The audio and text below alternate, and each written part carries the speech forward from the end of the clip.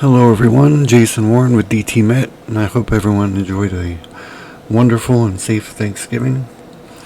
We're going to take a look at the active weather across the country today, and similar to yesterday, it's going to be mainly focused here across the Gulf Coast states, and primarily today and tonight across parts of eastern Texas and the Gulf Coast area. We're starting off this morning with rain across the Rio Grande Valley into western Texas, with some snow across the hills in far western Texas into southern New Mexico. And some areas out here could see several inches of snow.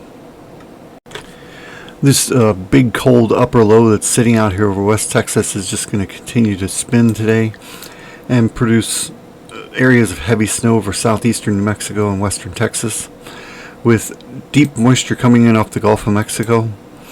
There's going to be areas of heavy rain developing across portions of central and eastern Texas this afternoon into tonight, and there could be bands of very heavy rain and strong storms that develop and train over the same locations, and this could lead to flash flooding with several inches of rainfall possible, especially for the coastal areas of eastern Texas up into portions of central Texas. The excessive rainfall outlook from the Weather Prediction Center shows that there is a moderate risk of excessive rainfall and flash flooding across eastern Texas from the Houston area and areas to the west and south of Houston. And this is where the storms will be training in off the Gulf of Mexico. Additionally, we will have a marginal risk of severe storms here in eastern Texas, again from Houston almost down to the Brownsville area. Strong wind gusts and an isolated tornado or two will be possible in this area.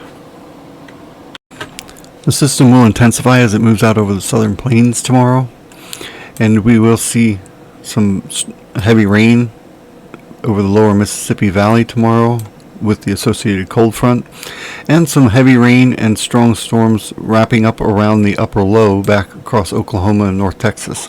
Some of the storms back here could produce not only very heavy rain but some localized areas of hail as well.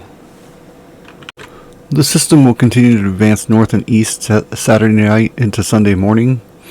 There will be some heavy rain and some gusty storms on the east side of the system associated with the cold front, and some heavy rain on the north side of the system as well, spreading up through the Ohio Valley and into the lower Great Lakes.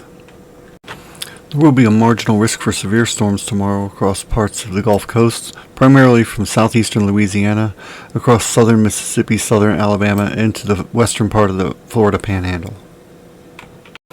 Here's a look at the weather pattern across the U.S. for the rest of the month. Here's our current system across Texas. It's going to eject off to the northeast while it intensifies.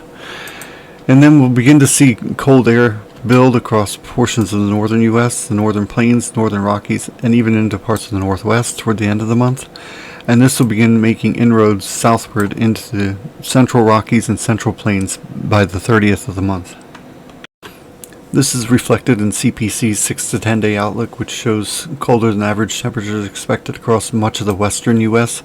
and especially across the northwestern U.S. and northern Rockies into the northern plains, with the warmer than average temperatures across the eastern U.S.